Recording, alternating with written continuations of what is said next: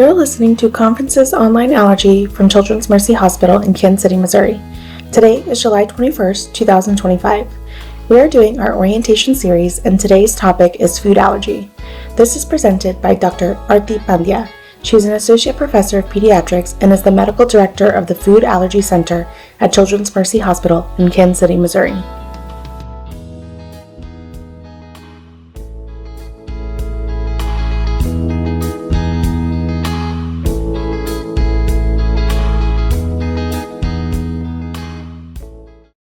We're going to go ahead and get started. We're going to be talking about the clinical management of food allergy today. My name is Dr. Aarti Pandya. I'm the medical director of the Food Allergy Center as well as an assistant professor of pediatrics here at Children's Mercy in the Division of Allergy, Asthma, and Immunology. These are relevant disclosures to the talk. In terms of our objectives today, we are going to be talking about the diagnosis of food allergy. We're going to be talking about and discussing the food allergy testing, modalities. We are going to provide recommendations for the management of food allergy as well as the treatments of food allergy. Let's start first with epidemiology.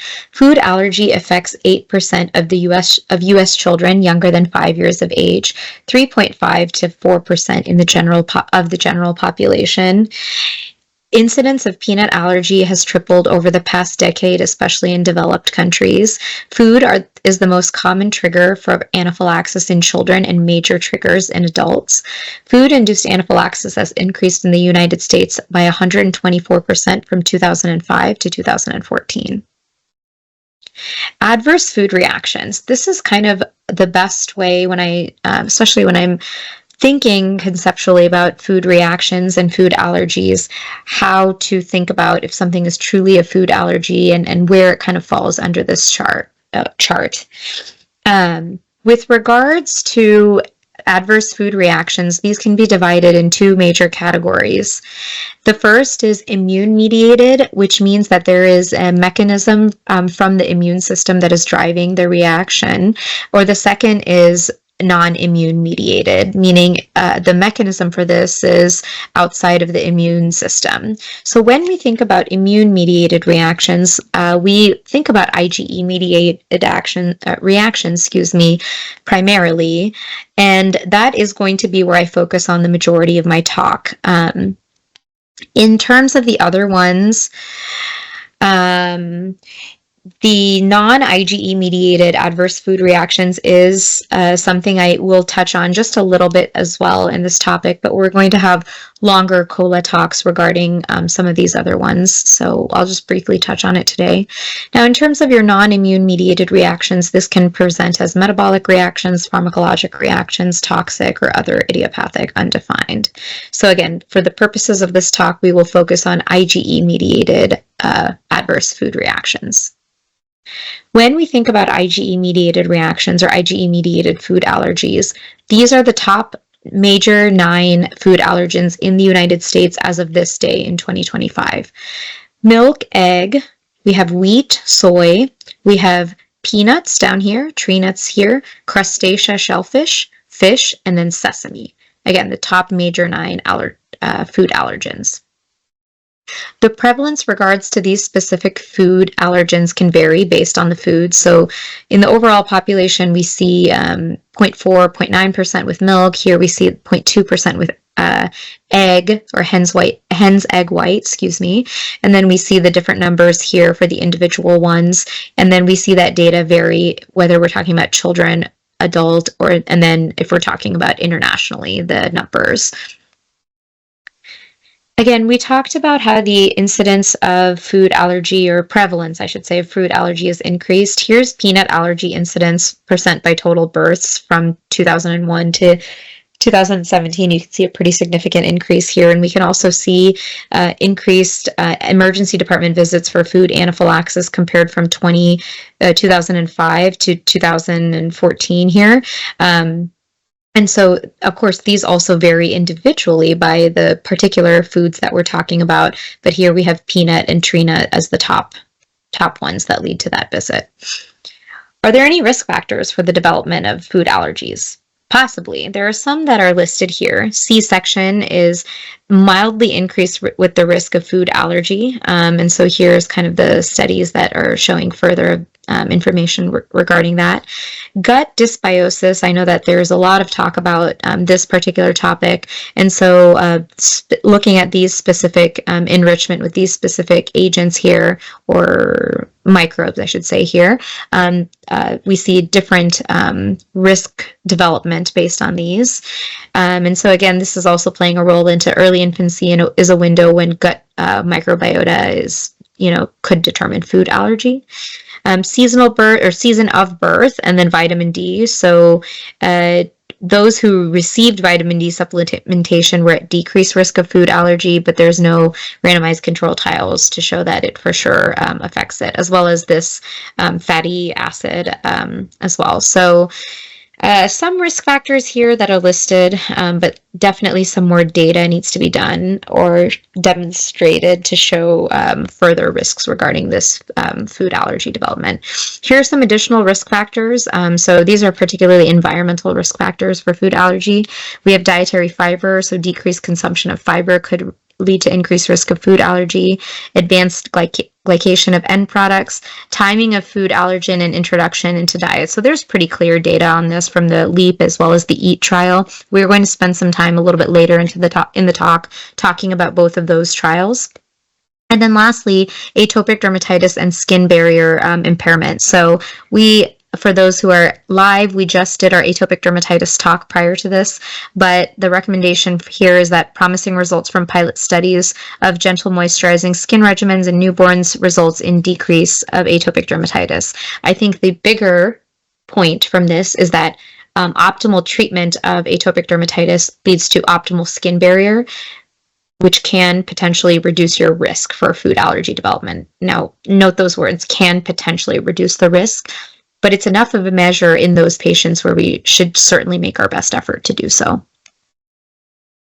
Okay, food allergy pathogenesis certainly is complex. We know kind of the mechanism once we have an IgE-mediated allergy, but in terms of the pathogenesis, there's immunologic barriers as well as physical barriers, physiologic barriers that are present for food allergens. Again, these are all gastrointestinal barriers that we're talking about. And here's the food allergy predisposition that can occur if there is a disruption in these barriers. Low concentrations of serum IgG, IgM, and IgA food-specific antibodies are commonly found in normal individuals. The younger an infant when a food antigen is introduced into the diet, the more pronounced the antibody response is likely to be. So in terms of talking about actual food allergens, we're going to spend some time going through these individual ones.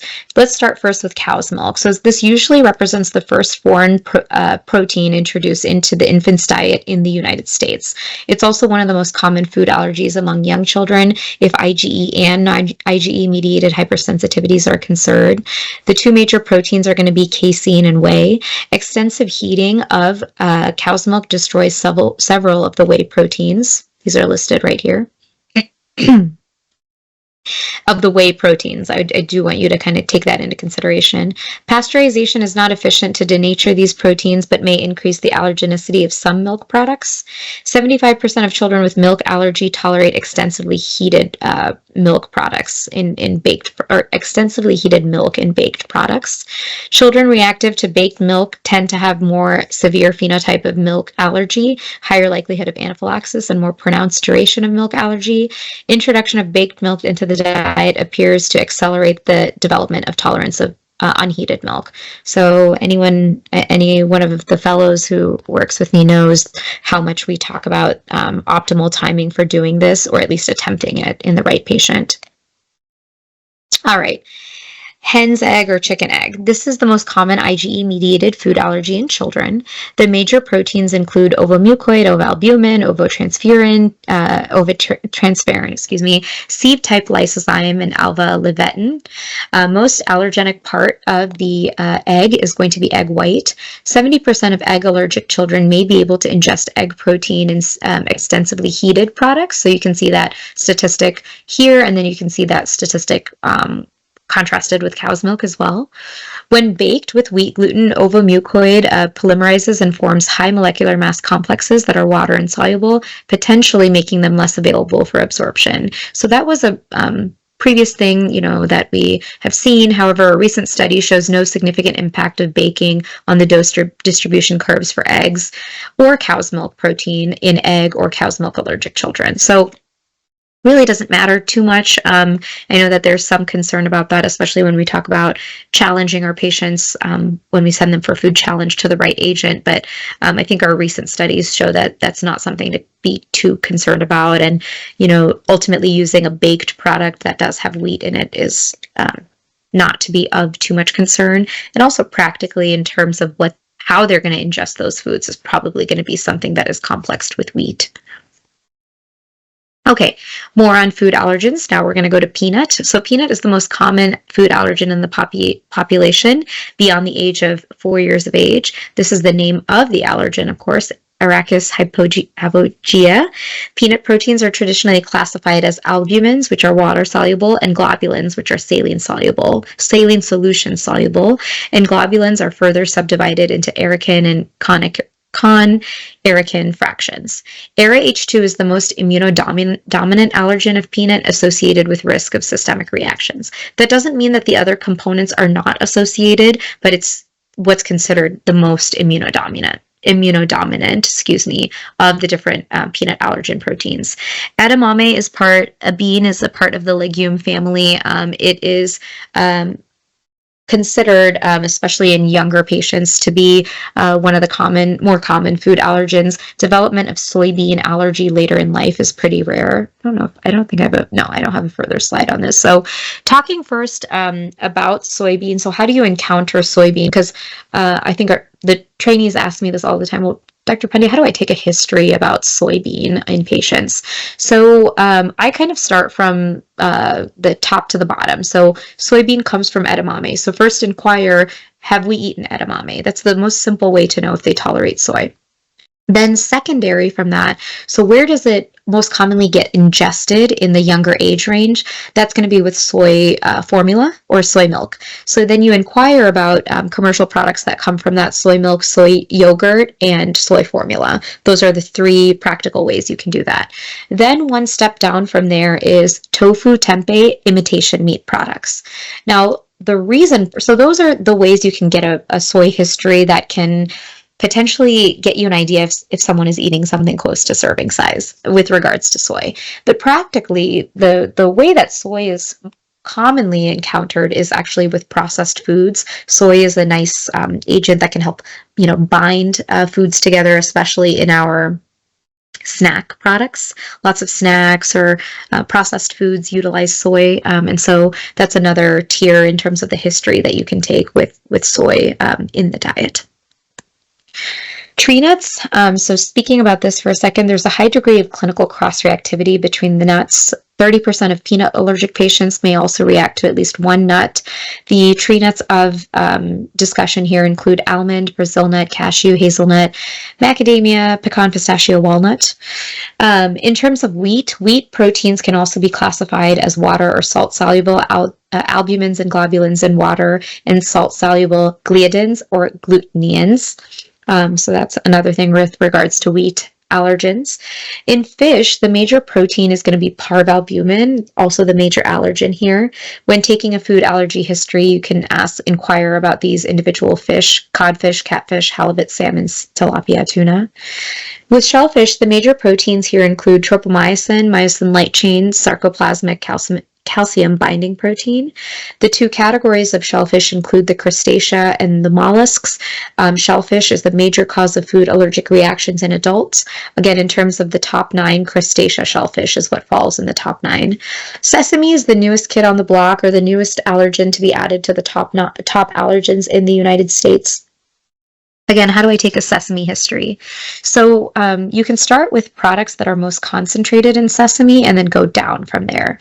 The two that I think of that are most concentrated in sesame is going to be tahini sauce. So that's a sauce that's purely made from ground sesame, or hummus, which is often chickpea mixed with hummus. Hummus is, very commonly commercially available and a common food that especially younger kids are going to eat, where you can encounter sesame.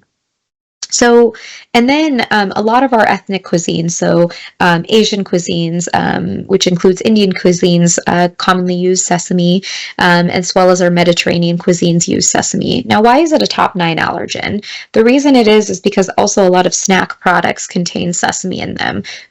Like there's like this, if you've seen the seed crackers, those contain sesame inside of them. The other thing to know about sesame is that it's also encountered like with bread products, like often on buns, you'll see sesame seeds. So when inquiring about sesame in a food allergy history, those are different ways you can inquire about that particular food. So in terms of the pathophysiology, we think about 2 stages here. We think about the sensitization stage as well as the effector stage. In the sensitization stage, here we have the epithelial barrier, introduction of a food allergen, which goes to the dendritic cell, which functions as an APC in this fashion. We have our major histocompatibility complex with the TCR, that gets the cell skewed to a Th2 cell. We have subsequent release of interleukins, which produces B cells, which produces plasma cells that are largely IgE secreting plasma cells. And then subsequently, your IgE can then go on to bind to mast cells, cross-link, release mediators, etc. Then in the effector stage, when the food allergen is introduced, we already have preformed IgEs against specific foods that then bind to the food allergens, go to the mast cells, cross-link, degranulate, and release your mediators. And that's what happens in an immediate reaction. And then in a late reaction, we have cell recruitment, such as eosinophils that come, further interleukins, cytokines are released and cause further inflammation from there. So let's talk a little bit about the diagnosis of IgE-mediated food allergy. What are the diagnostic criteria? Again, similar to atopic dermatitis, there's not necessarily diagnostic criteria. And then someone may ask, well, let me just do a test and diagnose somebody based on a specific IgE test or a skin test. So the answer to that is that, tests also do not result in a diagnosis of an IgE-mediated food allergy. The diagnosis of an IgE-mediated food allergy, I'll go through this slide here in detail, but the bottom takeaway of the whole thing here is that this is a clinical diagnosis. I want to emphasize that point again. The diagnosis of an IgE-mediated food allergy is a clinical diagnosis. Okay, let's go through this now. IgE-mediated food allergy is suspected when typical symptoms, such as these listed here, occur within minutes to hours of food ingestion. A detailed history to the reaction of incriminated foods is essential to a proper diagnosis.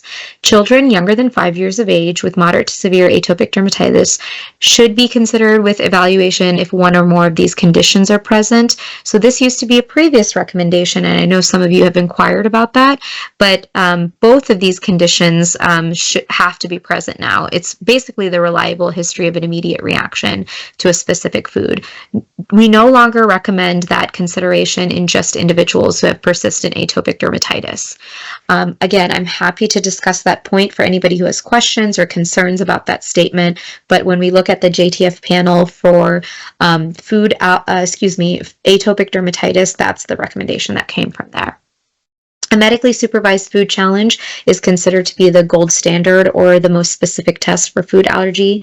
Tests for food-specific IgE levels assist in the diagnosis, but shouldn't be relied on alone. You need to have the right clinical history to help determining the probability of the test based on the IgE level. Positive results are not intrinsically diagnostic. Again, considering that point again, testing food panels without the history is often misleading, and it can result in harmful sequelae to the patients. There are several tests that are done that are not recommended. The several tests that are done or commercially available include food-specific IgG, IgG4, total IgE levels, applied kinesiology, and ectodermal tests. I tell you this because your patients may come into the office already having one or more of these tests done, but know that these are not recommended tests, and these tests do not, in general, determine the diagnosis of a food allergy or any type of probability of you reacting to a food. So that's a very important point to take away. All right, let's talk a little bit about food allergy panels. So what is a food allergy panel? A food allergy panel is when your lab or your institution's lab has the ability to just order, a panel of an assortment of different foods. And so there are studies done looking at the harm of doing this, because this is often done in the absence of a clinical history of IgE-mediated food allergies. So for instance, this study looked at the conditions for which these food panels have been done. So the conditions that were evaluated, that were done for evaluation included atopic dermatitis, nonspecific abdominal symptoms, chronic urticaria. These clinical complaints are unlikely to be indicative of an IgE-mediated food allergy. Food-specific IgE does not assess for food intolerances. That's a question you may encounter from families or patients. In a study from the Journal of Pediatrics, in 274 encounters of 90 individuals who had a history, who underwent, I should say, a food panel or food-specific testing, 32.8% only had a history warranting evaluation of an IgE-mediated food allergy. So many of these clinical complaints are the reason that food panels are done, which includes allergic rhinitis, mild atopic dermatitis, idiopathic urticaria, and you can see all of that here. Now, what is the actual cost related to doing food panels? So you can see all of these subsequent tests or evaluation that came, and you can see this astronomical cost that came just from doing a food allergen panel when that was not warranted and it didn't provide any further clinical information to the patient. So now we're putting patients at undue cost harms by doing food panels. All right, so what about history of food, or like a food sensitization with actual coupling of food allergy? So this was also looked at, and what I am going to mention here is all of these harmful sequelae. But before I do, here is a pictorial representation of the U.S. pediatric population. About 30% of the population can be food sensitized, and then we only have 8% of the food allergic population the population actually have food allergies. So there's a big discrepancy here in the percentage that's food sensitized and has actual food allergy. So for this reason, food allergy panels can put undue costs onto the patient by specialist referral, additional testing, food challenges, undue costs onto the health system, lead to unnecessary food avoidance, which long-term can lead to psychological concerns, nutritional deficiencies, increased costs to dietary modification. Also, in patients with a risk of development of food allergy, say for instance a patient who has atopic dermatitis, who has a baseline higher risk for the development of food allergy, now you risk that patient losing tolerance to the particular food, and then with the risk of loss of tolerance, you can actually go on to develop an IgE-mediated food allergy, a way bigger risk than actually just doing an appropriate evaluation for food allergy by taking a better history. So it may seem like an easy solution to do a food panel, but it comes with so much harm that there is a strong recommendation not to do it. Let's take one more second here to talk about the specific harms that can come from food IgE panel. So the biggest harm, of course, under physical harm is loss of tolerance. Now you end up with an actual IgE-mediated food allergy, which can put the patient at risk for anaphylaxis. This can lead to nutritional deficiencies, which can result in malnutrition or poor growth. Psychological harm. It is established in our literature that food allergy patients have increased bullying and anxiety and poor health quality of life. So that is a known fact about patients with IgE-mediated food allergy. But now, if you've performed a food test, a food panel test, you've subjected that patient to that psychological harm. Financial costs. Allergen-free foods are really expensive. And so food costs are higher. Healthcare costs are higher because you undergo all of this testing or treatment. You have opportunity costs that occurs, so you have delayed introduction or elimination of less allergenic forms of food, and we saw in an earlier slide, incorporation of these less allergenic versions of foods can actually help the outgrowth of the food allergy. So unfortunately, a loss of that, and then healthcare disparities as well. So I'm going to come to that in a second, but I just want to emphasize one last time There's harm to doing food IgE panels. Take a good history on food allergies.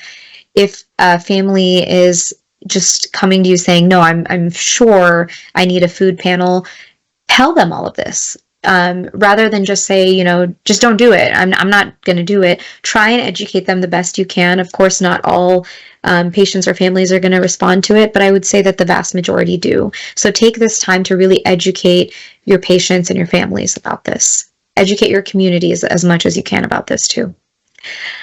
All right, clinical history. Such an important thing with food allergy because this helps determine the pre-test probability of the food. So these series of questions are so vitally important for helping with the diagnosis of food allergy. Has the food of concern ever been ingested? What food was eaten and how much? Because food reactions are dose dependent, and that dose dependency changes based on the age. Was this the first ingestion, and has the food been ingested since then? If the food has subsequently and consistently been tolerated in the diet since then, food allergy has been ruled out. How long after ingestion until the reaction? Is it occurring quickly, within minutes to an hour or two? Or is it alpha-gal allergy that can be delayed? Or are we talking about a time delay of 3 days after? If it's a time delay of 3 days after, it's probably not an IgE-mediated food allergy. Duration of symptoms. It depends on how much is eaten and how slowly it's absorbed. And then what were the manifestations of the reaction and how long did the reaction last? These are vital questions to ask a patient, even with concerns about food allergy. The clinical manifestations of food allergy can include dermatologic, conjunctival, respiratory concerns, cardiovascular concerns, gastrointestinal, and then neurologic concerns. So these questions are important to inquire about when you're taking a food allergy history because it gets you a good idea of a clinical picture of food allergy. Now, we do have diagnostic criteria for anaphylaxis. These are the diagnostic criteria that have been outlined, although a couple of different organizations have a couple of different criteria for anaphylaxis. Bottom line here is if you have multi-system involvement, if you have cardiovascular compromise, especially in your younger kids, but even in adults, then there is concern for an IgE-mediated food allergy resulting in anaphylaxis. So keep that in mind. Look over the diagnostic criteria for anaphylaxis as much as you can. What are the risk factors for severe anaphylaxis? Fatal food allergic reactions are usually caused by peanuts, tree nuts, seafood, but have also resulted from the other foods. Fatalities have been associated with age, so teenagers and young adults are your very susceptible population. I'm going to circle back to that point in just a second here. Delayed treatment with epinephrine and comorbid asthma are also associated with fatalities. Severity of future allergic reactions is not actually accurately predicted by the history, so there's no lab test to determine that, so that's why we talk about, as much as we can, emergency preparedness. And then here are some other risk factors here: food taken on an empty stomach, exercise, alcohol, NSAID use, antacid use, therapies with beta blocker and ACE inhibitors may affect the effectiveness of epinephrine. Okay, so what do I do if I know all of this is true and I'm seeing a teenage patient with food allergy? Consider, when you're counseling the family and the patient, doing a callback to what they understood from the conversation. I know that there's pediatric literature published on that in general, and then for other conditions, but it's a great tool that you can utilize in that particular population that gets you an assessment of their understanding of their disease as well as the management of their disease. And then practically you can take that and then give them more education and help them be prepared as they transition into adulthood. All right, what are our modalities of food allergy testing? Again, emphasizing this point again, history of ingestion is the most important test. It determines the pre-test probability. If the patient ingests the food and tolerates it, they don't have the allergy. If the patient consistently has systemic reactions after eating the food, they have the allergy. If the patient has never eaten the food and has positive testing, more information generally is needed. There's skin prick testing, there's in vitro or specific IgE testing, there's food challenges. So these are the standardized, validated regulated, commercially available tests that are there. When you have subsequent cola talks, you'll also hear of some other tests like basophil activation tests that are done at certain centers, primarily under research guidance. But again, this talk is for clinical purposes, what is going to be available in your office or as you're managing the food allergy patient. So skin prick testing, this is what we look at here for skin prick testing. Things that can, and you'll have a whole test here, or a whole other talks regarding skin prick testing. But this is also known as percutaneous skin testing. There are a couple of things that we take into consideration. Antihistamines can interfere with skin testing. Dermatographia can make the skin test difficult to interpret. Intradermal tests can result in anaphylaxis without additional diagnostic yield. Also, the accuracy or the reproducibility of the test could be different based on the practice that you're in. So this is a chart here looking at the coefficients of variance, looking at different individuals who perform the test and that variability with these different allergens or agents, I should say, we're testing for. Okay, so all of that is important to know for practicality purposes of performing the test. What about the positive predictive value? So the wheel needed for greater than 95% positive predictive value varies based on two factors: the age of the patient and then the food that you're testing. So you can see here for cow's milk, for instance, the positive predictive value is greater than 8 in individuals who are greater than 3 years of age or 3 years of age or above. Greater than or equal to 7 for egg, again in that age range, or then 8 for peanuts. And then that changes based on the age. So if it's less than 2, it can be 6 for cow's milk, 5 for egg, and then 4 for peanut as well. And there's additional studies that kind of look at this, but the negative and positive predictive values vary based on the wheel size. We do know that the negative predictive value increases as the wheel size is 3 or below. And so that is often used as a quote-unquote cutoff point or a point to determine, who needs to maybe undergo an oral food challenge. But let's not discount this and the utility for this as well. Okay, so specific IgE testing is done with a methodology called immunocap testing. You have a patient IgE, you have allergen coupled to immunocap, you have a conjugate enzyme anti-IgE that's then bound to the patient IgE antibody, and then you have fluorescent substrate that looks at that conjugate, and then subsequently you determine the level based off of that. That gets you the different, numbers from the test, and then ultimately that results in the result that we end up with from the patient. What about food-specific IgE serum concentrations and the being predictive of clinical reactivity? So you can see that this also varies based on the tests that we're looking at, the infant age, and then this can change your diagnostic decision level, the sensitivity, the specificity, the positive predictive value, as well as the negative predictive value. And so all of these levels are listed off for these various foods in terms of their specific IgE levels, and there could be more predictive nature for this based on component testing as well, which I kept a little bit concise again because of time limitations in this topic. But keep this in mind when you're using specific IgE levels for interpretation.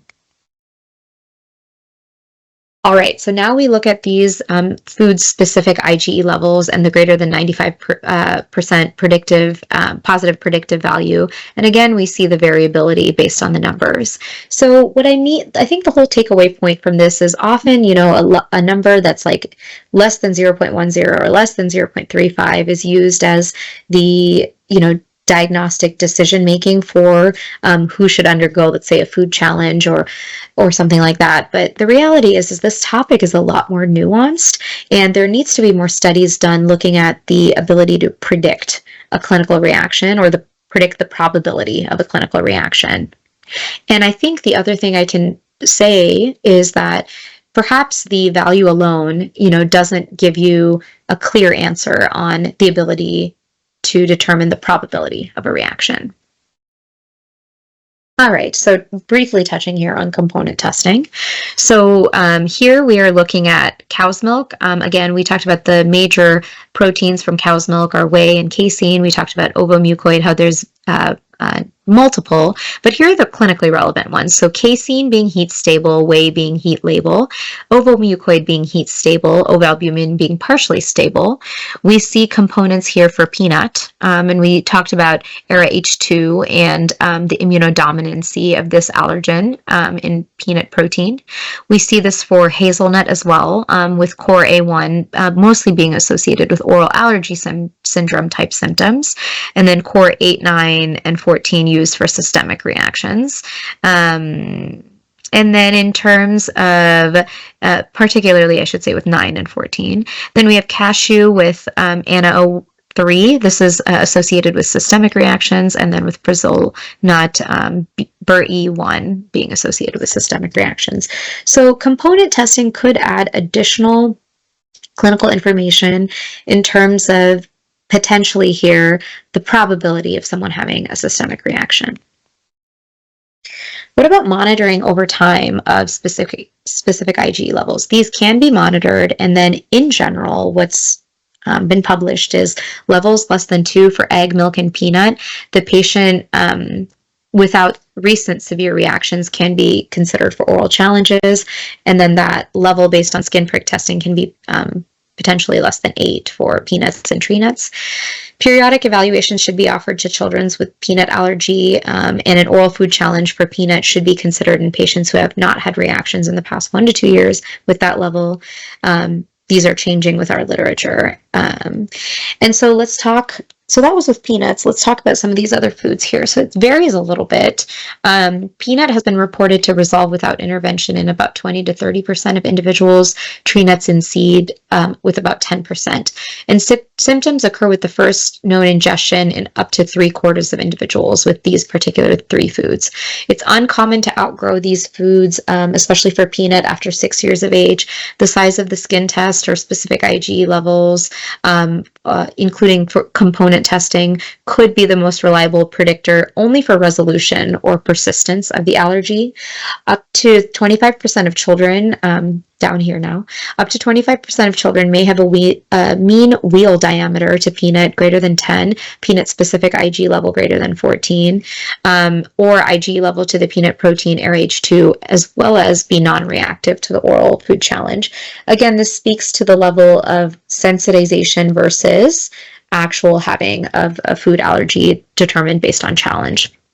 Unfortunately, so I talked about clinical features in terms of determining the likelihood of a food allergy, but the clinical features in terms of persistence, unfortunately, they don't reliably predict that. Okay, natural history of egg, milk, soy, and wheat. So milk allergy tolerance develops by 3 years of age in 85% of individuals. Clinical reactivity to baked milk is a useful marker for more severe milk allergy. Children who were initially reactive to baked milk were 28 times less likely to become tolerant to unheated milk. And so that's something to remember, especially if you're considering advanced therapies, which we'll touch on a little bit later, excuse me, with omalizumab or milk OIT. Egg allergy tolerance typically develops by 5 years of age in 85% of individuals, and we can use these as predictors potentially for persistence. Soy tolerance in 70% by age 5, wheat tolerance in 65% by age 12. Peak wheat IgE level is a useful predictor for persistent allergy. Okay. I think we are now going to transition a little bit to talk about treatment of food allergy. So the terminology here that's going to be important to remember is reaction threshold. That's the amount of food it takes to cause allergic symptoms. Tolerance to a food, which is developing a permanent state of ingesting full age-appropriate serving size of the food without having symptoms that occur. Sustained and responsiveness refers to permanent tolerance, which is difficult to confirm, especially in a short clinical trial, but it's essentially lack of reaction to ingestion after the food allergy therapy. Let's say we're talking about food immunotherapy has been discontinued. And then desensitization is the temporary state of protection against a food based on kind of your reaction threshold. So we're going to keep all of these in consideration. Partial desensitization, of course, should be less likely to have a reaction with accidental exposure. Full desensitization is able to achieve ingestion of the food at serving size. And then an increased reaction threshold can be achieved through continuous low-dose exposure of the allergen. All right, oral food challenge. Again, this is the gold standard for food allergy diagnosis. Value of performing oral food challenge should be determined taking into consideration risks and benefits, your testing level, when the patient family is agreeable, determining food allergens associated with chronic conditions like eosinophilic esophagitis, expanding the diet in people who have multiple dietary restrictions, assessing the status of tolerance of cross-reactive foods, assessing the effect of processed or food processing. Conceptually, when a patient ingests a food at age-appropriate serving size in a medically supervised setting, that's essentially what an oral food challenge is. They can be open, which essentially means that everybody knows what we're challenging to. Everybody's aware of it. The food is not masked by any means. Single-blinded, which refers to when the patient is blinded to what we're challenging to. Double-blinded is when the individual performing the procedure as well as the patient are blinded. And then placebo-controlled is when there is a placebo agent either done fully for an oral food challenge or done in conjunction with a double-blind challenge. All right, management options for food allergy include these: avoidance of the food, threshold challenge, oral immunotherapy, or omalizumab. A lot of this and what you determine what the patient should undergo should be based on these questions. What's the patient's goal with the food? What's the feasibility of performing OIT and omalizumab for this family as well as for your facility? Is it a food allergen that has a high likelihood of developing tolerance? Food allergy labels can be any of these. Contains, may be processed in a facility, may be processed on the same equipment. The consideration of clinical implications should be taken into consideration here. The likelihood of having a reaction with these two labels is extremely low. And so if you, based on that, knowing that fact, putting it this way, when my trainees rotate with me in the clinic, I do not have my patients avoid these labels. It is an unnecessary avoidance of the food. It leads to more restriction in the diet. It can lead to more avoidance without a theoretical increased risk. So, and then may contains, there could be potentially a little bit more level of a peanut protein that could be in a food allergy label that says may contain. So in general, you still don't necessarily have to have your patients avoid that particular label, but you could perform a threshold challenge to determine, the willingness to consume that. Or you can just go ahead and consider your advanced food allergy therapy options if that's even, a question there. And then lastly, contains pretty much determines that the food does have, the label does have the food in it, or the package does have the food in it, especially if it's like a top 3 or 4 ingredient in the food. Emergency preparedness can include education, epinephrine, which can include either auto-injector or intranasal, an anaphylaxis action plan, and a 504B plan for school-age children. 504B plans are a federal plan that basically is an agreement between the parent and the school on what measures need to be taken to reduce food allergy anaphylaxis risk in those school settings. Psychosocial harms that result from food allergy include anxiety and fear, social isolation, stigma and misunderstanding, bullying, and teasing. All of these are real outcomes that can occur. Consider inquiring about these. Consider inquiring about quality of life with your food allergy patients. This can also impact family dynamic, dietary restrictions, limited food choices, increased financial burden as well for the family. Oral immunotherapy for peanut with this commercial product called Palforzia was approved in 2020 by the FDA. It's a standardized peanut flour where we initially, so we start at 0.5 milligrams of peanut protein, and then we get up to 6 milligram on the first day, and then we subsequently start at 3 milligrams, and then over 11 visits, we up dose every 2 weeks to higher and higher amounts. Here, our target maintenance dosing is 300 milligrams, which is 1 peanut. Common adverse effects include itchy mouth and then GI symptoms. This is a GI desensitization. I thought I had a slide on this. Okay.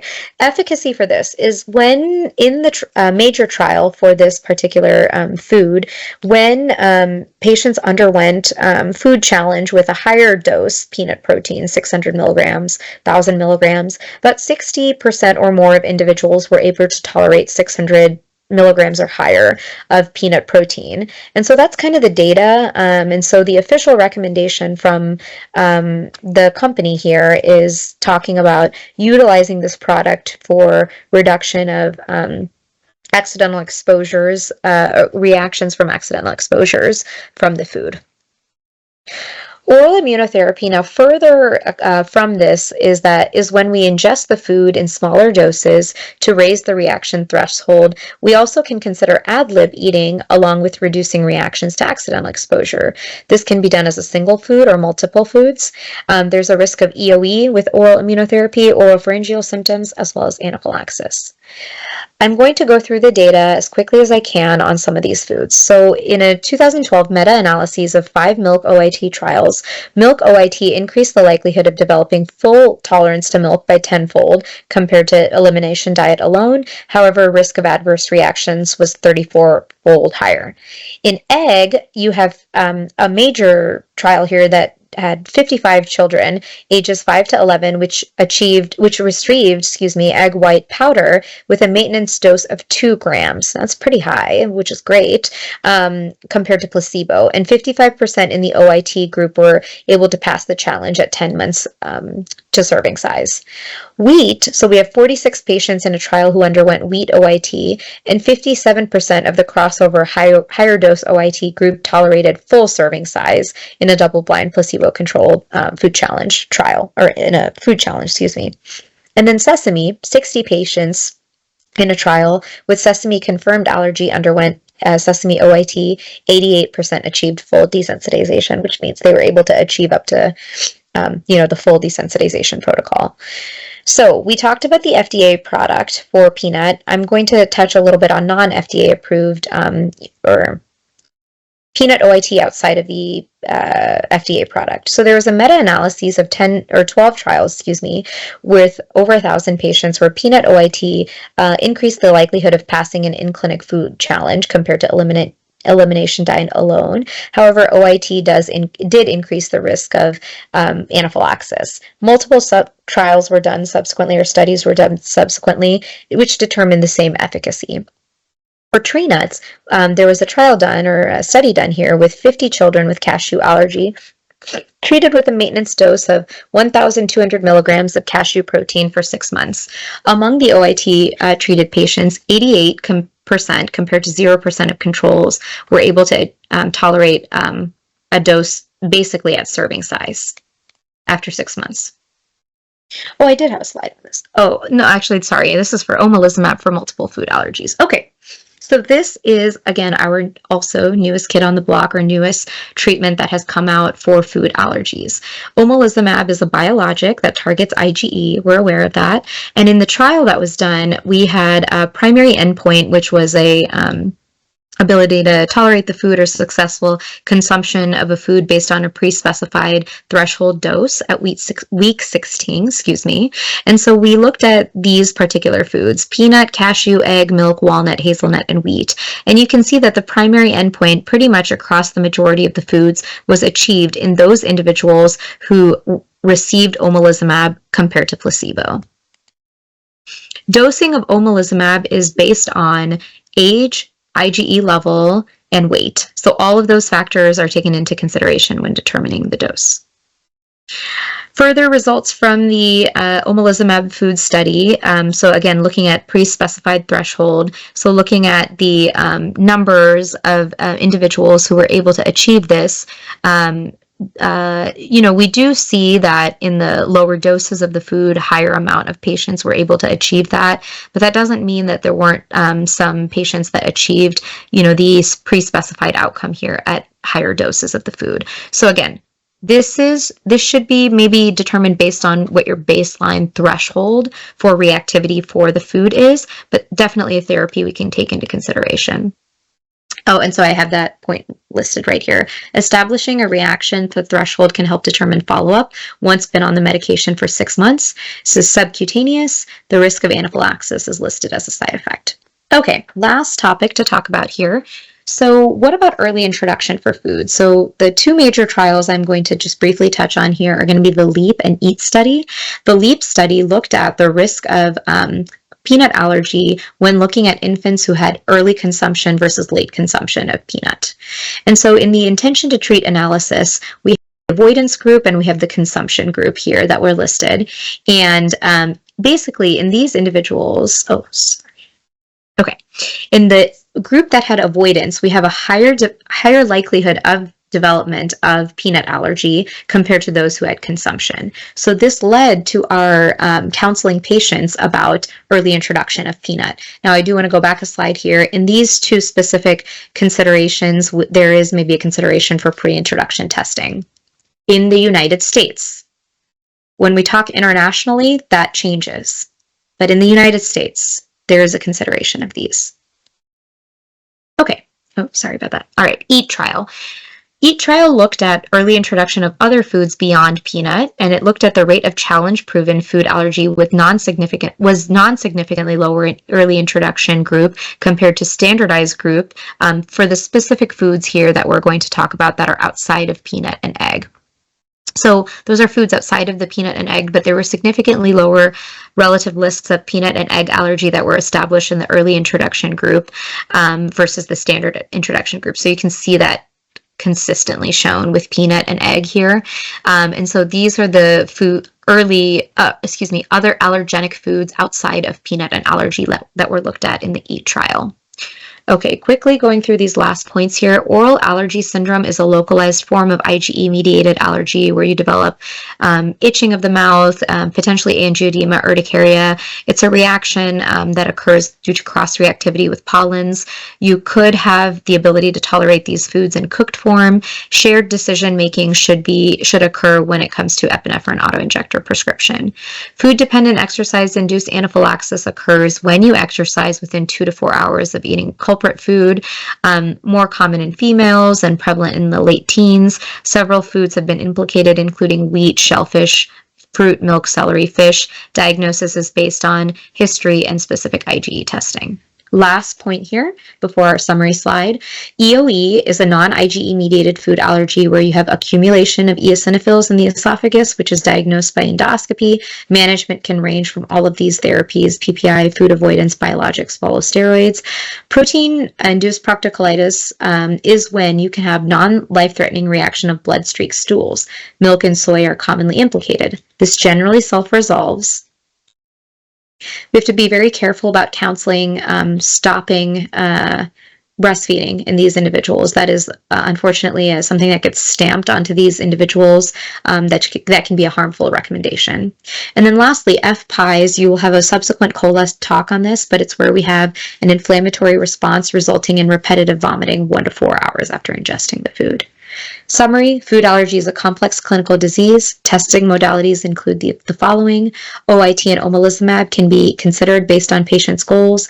Early introduction for peanut and egg can be helpful for preventing food allergy. Food allergy panels should be avoided.